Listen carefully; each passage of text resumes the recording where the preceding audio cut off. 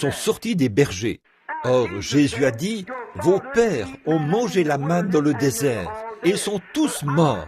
Mais je suis ce pain de vie. » Quel pain de vie? Celui qui était en Éden.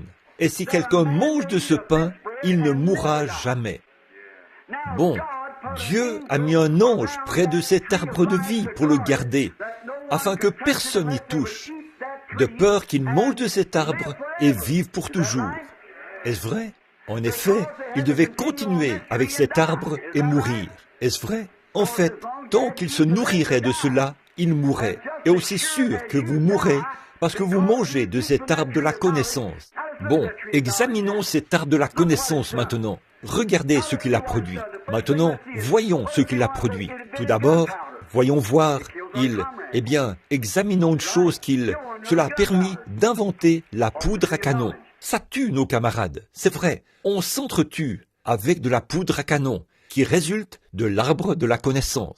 La chose suivante que nous avons faite, voyons voir, nous avons inventé l'automobile par cet arbre de la connaissance. Cela tue plus que la poudre à canon. Oh oui, maintenant, nous avons la bombe à hydrogène. Dieu ne détruit rien. L'homme se détruit lui-même par sa connaissance. Mais tout ce qui appartient à Dieu, Dieu le ressuscitera. Dieu ne perd rien. Jésus l'a dit, c'est vrai. Celui qui mange de ce pain a la vie éternelle. Et je le ressusciterai au dernier jour. Voilà sa promesse.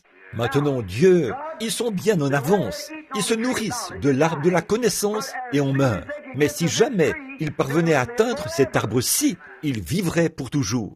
Alors maintenant, au lieu d'avoir un ange là-bas pour éloigner les gens de cet arbre, ils sont là à les conduire vers cet arbre. Les anges des églises, les 7 églises, ils les ramènent au nom de Jésus-Christ, puisque c'est lui, l'arbre de vie, qui se trouve dans le paradis de Dieu. Oh là là, j'espère que vous saisissez ça. L'arbre de vie qui se trouve dans le paradis de Dieu, afin que vous puissiez devenir participants de lui et devenir des fils et des filles de Dieu et vivre pour toujours.